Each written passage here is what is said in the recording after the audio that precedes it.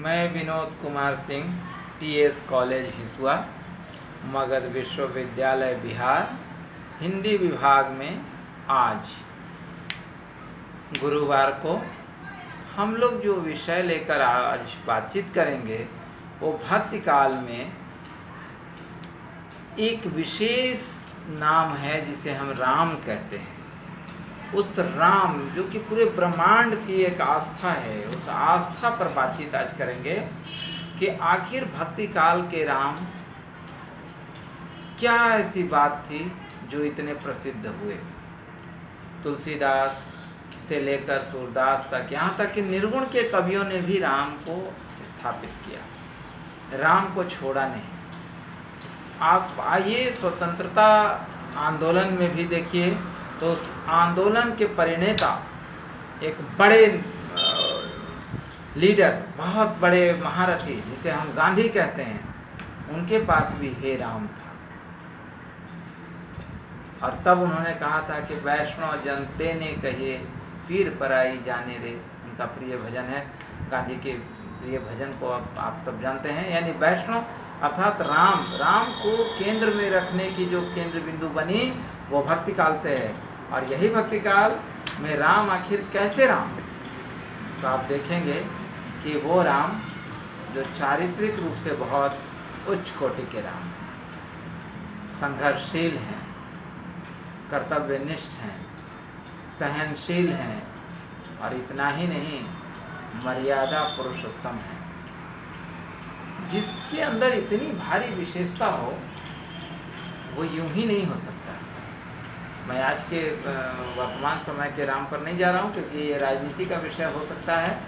आज भी अपनी अपनी जगह अपनी अपनी चीज़ें हैं, उस पर मैं बातचीत नहीं करना चाहता हूँ। वो आस्था का विषय भी हो सकता है, राजनीति का विषय भी हो सकता है, वो विषय आप देखेंगे भावनाओं का हो सकता है कि वो विषय केवल मर्यादा पुरुषोत्तम राम का हो सकता है, या ये भी हो सकता है कि वो खिलाफ हो, राम के खिलाफ का विषय हो सकता है। इसलिए आज वर्तमान समय के राम पर हम कोई चर्चा नहीं कर रहे हैं। भक्ति काल के राम, जिस राम पर कबीर भी आकर टिक जाते हैं, भले ही वो निर्गुण है, वो सगुण राम को नहीं जानते, वो मूर्ति पूजा के विरोधी हैं, लेकिन आप देखेंगे कि राम उनके केंद्र में हैं। तभी तो उन्होंने कहा कि आवहूँ मिल सखिया सब गावहूँ मंगलाचार, मोरो घर आयो आज मोर भर राम भरतार। कुल मिलाकर राम की केंद्र बिंदु, राम की प्रकाथा, राम की परिणति पूरे भक्ति काल में व्याप्त है। और तुलसी के यहाँ जो राम हैं वो तो मर्यादित हैं, सहनशील हैं, संघर्षशील हैं, पारिवारिक हैं। आप देखेंगे उस राम की चारित्रिक गुण पर कुछ खास बात करने की आवश्यकता नहीं है, क्योंकि कोई कमी नहीं बताई जाती। कुछ कमियां तुलसी के पंक्तियों पर ज़रूर अटैक किया गया है। ढोल गंवार शूद्र पशु नारी, ये सब ताड़न के अधिकारी, ऐसी विप्र पूजही और वगैरह वगैरह जो कहा गया कि दलित चाहे कितना भी ज्ञानी हो जाए, कितना भी विद्वान हो जाए, लेकिन वो पाँव में ही होता है। और पंडित चाहे जितना भी मूर्ख होगा, वो मूर्ख पंडित भी मूर्ख भी वो विप्र होगा और पूजा जाएगा। कुछ पंक्तियों को लेकर विवादास्पद जरूर है, कहा जाता है कि ये आक्षेप है। अब क्या है इस पर जाने की आवश्यकता अभी फिलहाल नहीं है। आप सबको इतनी आलोचनात्मक दृष्टि में न जाकर वो एमए का विषय बनता है।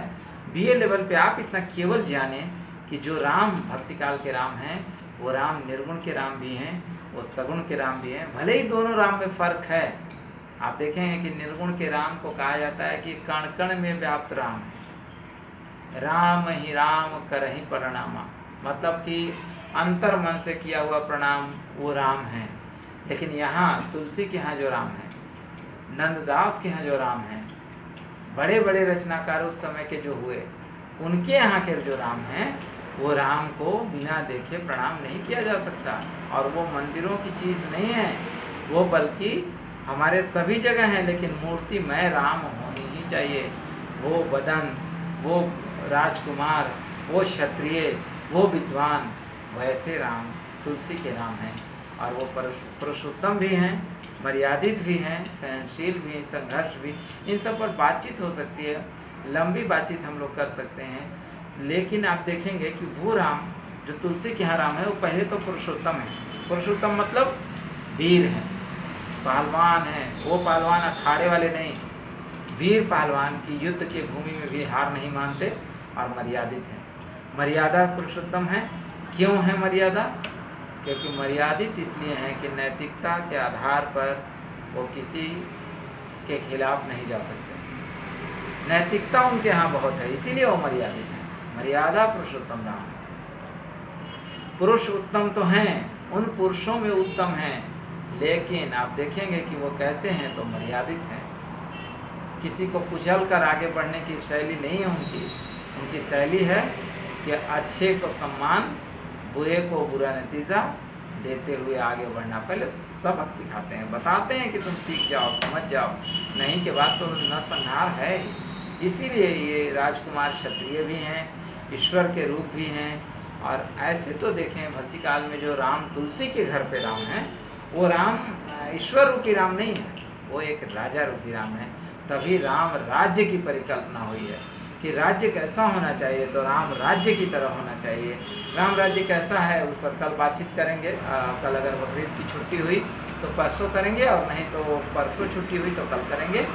राम तुलसी के यहाँ जो राम हैं वो किस तरह के राम हैं, उनका चारित्रिक गुण क्या है, उनका विशेषता क्या रही है, किस विशेषता के लिए राम जाने जाते हैं, क्यों आज भी राम को लेकर इतना आस्थावान लोग बड़े हुए हैं, इन सब बातों पर कल चर्चा की जाएगी।